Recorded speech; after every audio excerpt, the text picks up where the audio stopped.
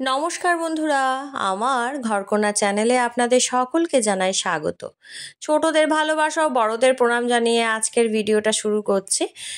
এখন ড্রেস করে রেডি হয়ে গেছি, বাড়ি যাব। ঘড়িতে এখন বাজছে সকাল 10টা 10 বাজছে। সকালে চাটা খাওয়া হয়ে গেছে। এখন এই যে এখানে ঘুগনি রান্না হয়েছিল, মানে টিফিনে ঘুগনি হয়েছিল মুড়ি খাওয়ার জন্য।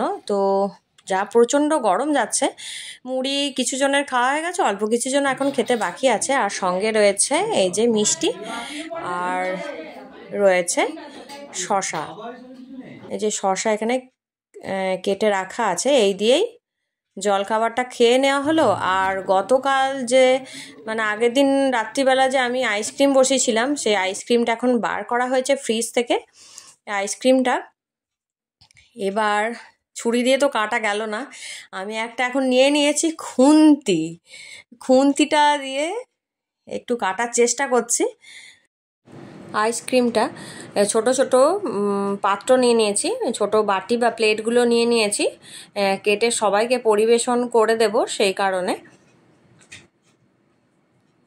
এই যে এরকম প্রথমে একটু কেটে নিলাম, তারপরে চামচে করে আস্তে আস্তে কেটে কেটে এইভাবে বাটিতে সবাইকে পরিবেশন করে দিচ্ছি। আইসক্রিমটা খাওয়া দাওয়ার পর বাড়ির উদ্দেশ্যে রওনা দেব। আজ একটু মেঘলা ওয়েদার আছে, সেই জন্য একটু বেলা করেই বেরোচ্ছি। এখন চলে এসেছি বাড়ি। আর বাবার বাড়ি থেকে কি নিয়ে এসেছি দেখুন, এই আমগুলো নিয়ে এসেছি। আমগুলো নিয়ে এসে এই পেতের মধ্যে রেখে দিয়েছি। আমগুলো কিন্তু এখনো পাকেনি, বেশ বড় বড় সাইজের আম, কিন্তু ঝড়ে পড়ে যাচ্ছে। আর এবছর তো খুব বিশেষ আম আসেনি সমস্ত গাছগুলোতে। আর এখানে রয়েছে গাছের কলা, তো কিছু কলা হয়েছিল, মানে এক কাঁধি কলা হয়েছিল, তো সেখান থেকে দিয়েছে মা। তো এইগুলো নিয়ে এখন বাড়ি এসেছি, আর এইগুলো এখন গুছিয়ে রেখে দিলাম। তা না হলে যা গরম পড়েছে, ব্যাগের মধ্যে ভরা থাকলে তো নষ্ট হয়ে যাবে। সেই কারণে এসেই আগে আমি আমগুলো পেতের মধ্যে রেখে দিলাম। আমের সাইজটা একটু দেখায় দেখুন, এই যে এরকম বড় বড় আম।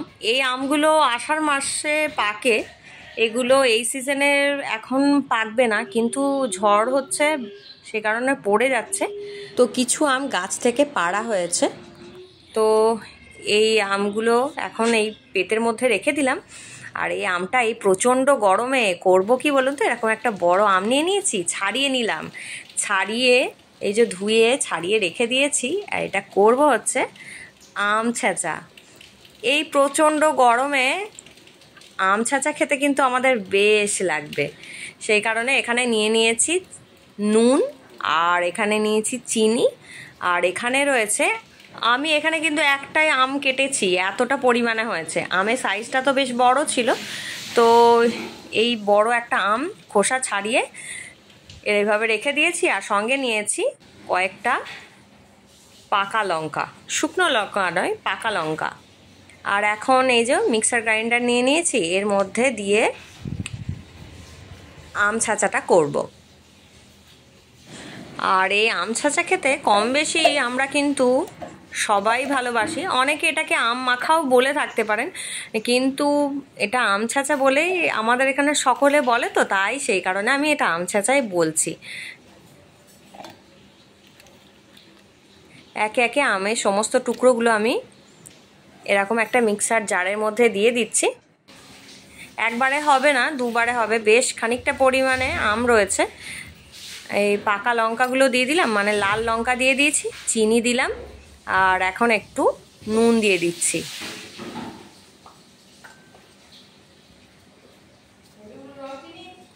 নুন চিনি সমস্তটাই স্বাদ মতো দিতে হবে। সবাই তো সব রকম স্বাদ পছন্দ করেন না, কেউ হয়তো মিষ্টি খেতে বেশি পছন্দ করেন, কেউ কম করেন।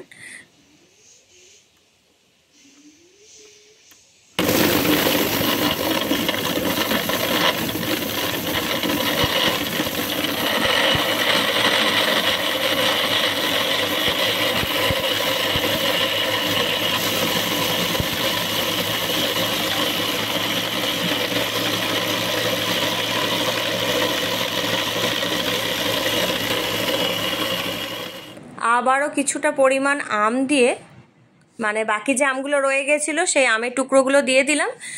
সেম প্রসেসে আবার আম ছেঁচা বা আম মাখাটা করে নেব। লঙ্কা, নুন, চিনি দিয়ে দিলাম আবারও।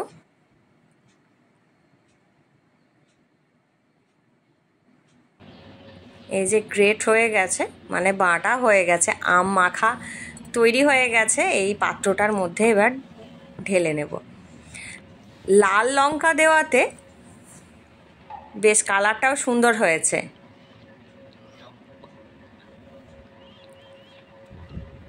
আমি কাঁচা লঙ্কা দিয়েই সাধারণত করে থাকি, কিন্তু আজকে দেখলাম লাল লঙ্কাগুলো রয়েছে, লাল কাঁচার যে লঙ্কাগুলো হয় সেই লঙ্কাগুলো রয়েছে, তো সেজন্য ভাবলাম লাল কাঁচা লঙ্কাগুলো দিয়েই করি।